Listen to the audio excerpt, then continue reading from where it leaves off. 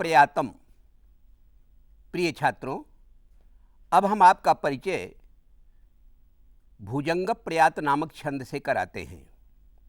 पहले तो आप इस शब्द का अर्थ समझ लीजिए, क्योंकि मैंने पहले भी आपको बताया है कि हमारे आचार्यों ने प्रत्येक छंद के भीतर विद्यमान उसकी जो सूक्ष्म विशेषताएं हैं उसके आधार पर उसका नामकरण किया है।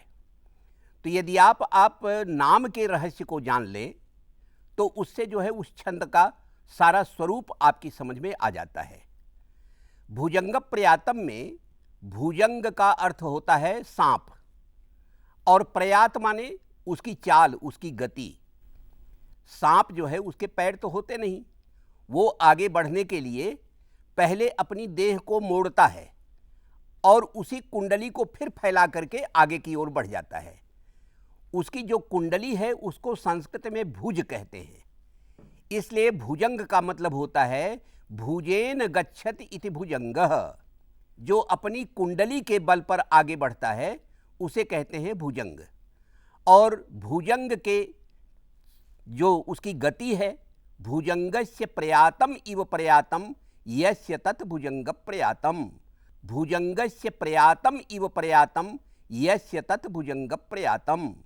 संस्कृत में इस प्रकार की व्याख्या इसकी होगी छंद की, यानी सांप की चाल की तरह चाल होती है जिस छंद की, उस छंद को संस्कृत में भुजंग प्रयात कहते हैं। आपको कितनी प्रसन्नता होगी ये जान के कि ये छंद जो है भुजंग प्रयात छंद, ये सांप की तरह सरपट आगे बढ़ता है। ये आपको कैसे ज्ञात होगा? ये ज्ञात होगा इस छंद के प्रत्येक चरण में आने वाले अक्षरों में जो गति होती है उसको जो है अक्षर मैत्री कहते हैं।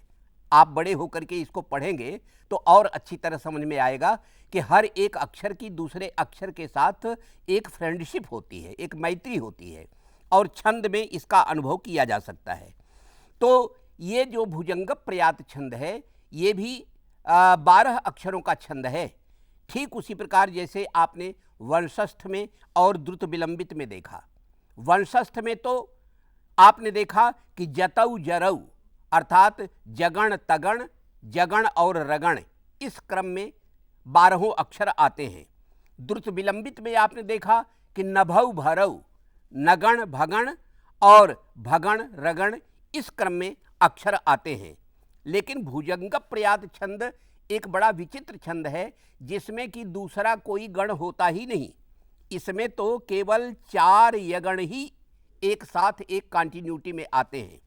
4 यगण एक कॉन्टिन्यूटी, एक नैरंतर्य में 4 गण आते हैं जो यगण कहे जाते हैं। तो अब आप पहले यगण का स्वरूप जान लीजिए। यगण किसे कहेंगे कि आदि लघुर यह, अर्थात यगण उसे कहते हैं जिसमें आदि अक्षर लघु होता है और बाद के दोनों अक्षर दीर्घ होते हैं। अब इसका मान लीजिए कोई उदाहरण आपसे पूछे तो आप बता दीजिए विपाशा। विपाशा में वी जो है प्रथम अक्षर है, आदि अक्षर है, लघु है, और बाकी दोनों पा और शा ये दोनों दीर्घ हैं। विपाशा। अब इसी विपाशा शब्द को यदि आप 4 बार दोहरा दें तो आप भुजंग प्रयात का पूरा एक चरण बना देंगे। मैं आपको कई शब्द विकल्प में देता हूं, उन शब्दों के माध्यम से आप इसके चरण की गति को या चरण के स्वरूप को अच्छी तरह से समझ जाएंगे। जैसे विपाशा विपाशा विपाशा विपाशा, नमामो नमामो नमामो नमामः, गणेशः गणेशः गणेशः गणेशः, स्वराष्ट्रम स्वराष्ट्रम स्वराष्ट्रम स्वराष्ट्रम। इसी प्रकार के बहुत से शब्द आप इकट्ठा कर सकते हैं। घर पर बैठ करके आप अभ्यास कीजिए। ऐसे 100-150 शब्दों को आप इकट्ठा करें कि जिनमें यगण आए, और उस यगण को 4 बार आप दोहरा दें तो आपकी ये कविता बन जाएगी भुजंग प्रयात में। अब इसका लक्षण के बारे में हम चर्चा करते हैं।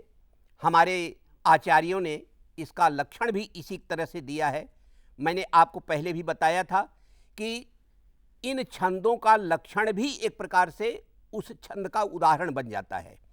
तो जैसे भुजंग प्रयात का जो लक्षण दिया है आचार्य केदार भट्ट ने, उन्होंने कहा भुजंग प्रयातम चतुर्भिर यकारैः, भुजंग प्रयातम चतुर्भिर यकारैः, अर्थात 4 यकारों के द्वारा, यकार माने यहाँ पर यगण, 4 यगण के माध्यम से भुजंग प्रयात का एक चरण बनता है। और चूंकि ये समवृत्त छंद है तो जैसा एक चरण होगा वैसे ही अन्य तीनों चरण भी होंगे। तो भुजंग प्रयात में इसी तरह से 4 यकार आएंगे।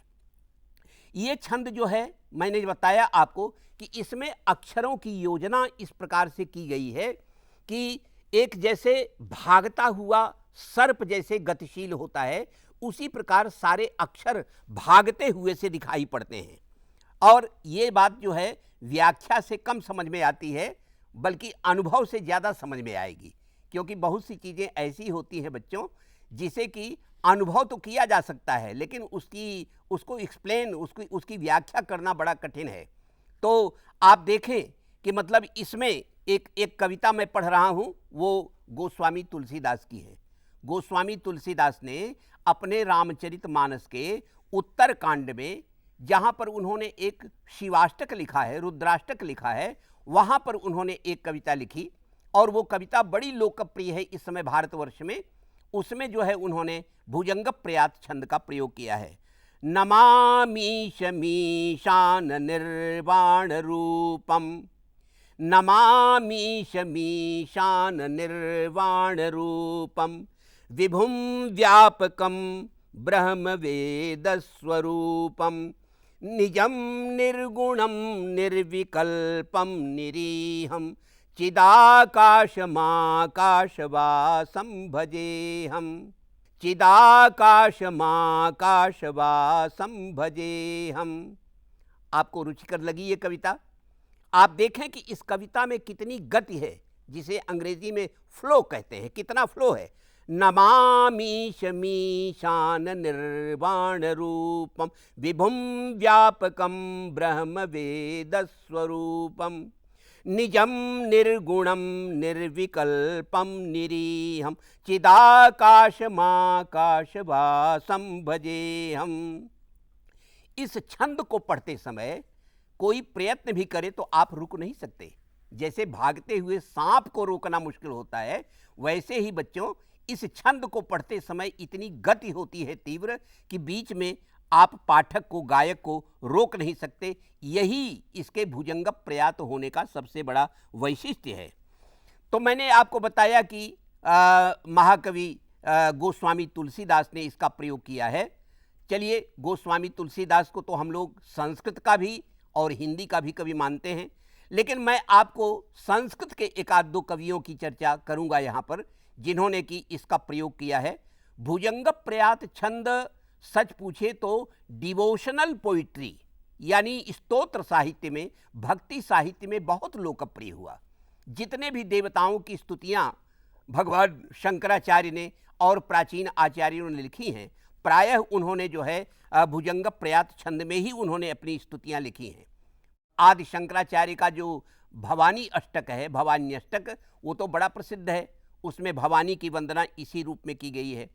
उन्होंने भगवती गंगा की भी वंदना में इसी प्रकार के पद्य लिखे हैं, जिसमें कि गंगा की छवि को उकेरा गया है। इसका एक पद्य मैं आपको सुना रहा हूँ, जो भुजंग प्रयात छंद में है।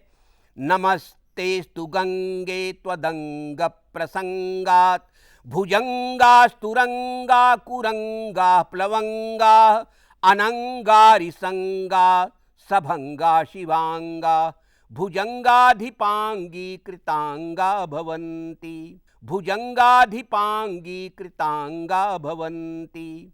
कितनी सुंदर कविता है।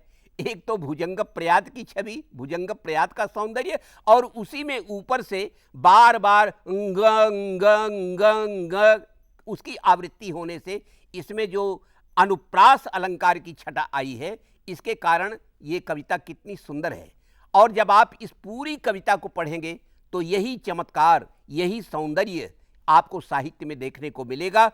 तो इस प्रकार का जो है भुजंग प्रयात का प्रयोग हमारे आचार्यों ने किया है।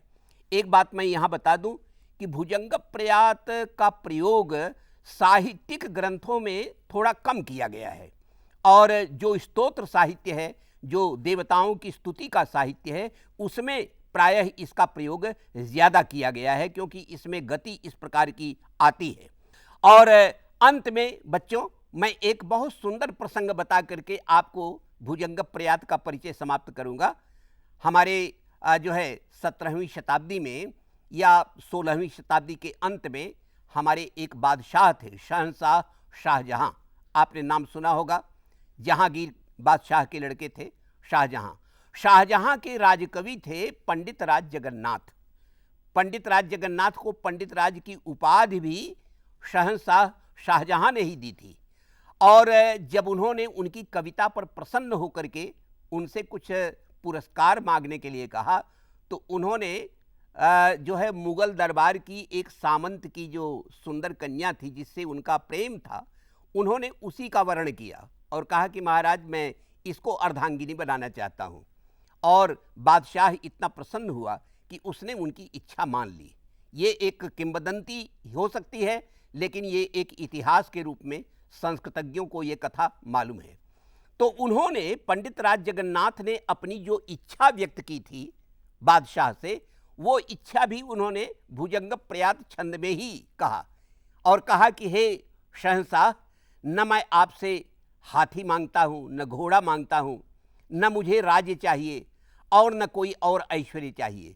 मुझे तो बस ये जो कन्या है लवंगी, हमें इसी को पत्नी के रूप में ग्रहण करने की आकांक्षा है। वो पद्य जो है बड़ा प्रसिद्ध है, आप भी उसको सुनिए। न याचे गजालीम न वा वाजिराजिम न वित्तेषु चित्तम मदीयम कदाचित इयं सुस्तनी मस्तकन्यस्त कुंभा कुरंगी लवंगी दृगंगी करोतु। न याचे गजालीम न वा वाजिराजिम न वित्तेषु चित्तम मदीयम कदाचित इयं सुस्तनी मस्तकन्यस्त कुंभा कुरंगी लवंगी दृगंगी करोतु। कुरंगी लवंगी दृगंगी करोतु। तो इस तरह से भुजंग प्रयात छंद पूरे संस्कृत साहित्य में प्राचीन काल से अब तक बिखरा हुआ है। आज भी अनेक नए परंपरा के कवि हैं जो भुजंग प्रयात छंद में रचना कर रहे हैं। और इस छंद में भी बच्चों, अंत में मैं बता दूं कि इसमें चरणांत यति होती है, यानी पूरा चरण कहने के बाद ही जो है पाठक विश्रांत होता है, बीच में कहीं इसमें रुकना नहीं पड़ता है। तो इस प्रकार का यह जो ललित भुजंग प्रयात छंद है, आपने इसका अच्छी तरह से परीक्षण किया कि इसका नाम क्या है, नाम के रहस्य का क्या है इसका, और फिर इसमें कितने गण होते हैं और गणों का स्वरूप क्या होता है, और इसका साहित्य जो है आपको किस रूप में उपलब्ध होता है पिछले 2000 वर्षों में। आशा है कि ये छंद आपको प्रिय लगा होगा।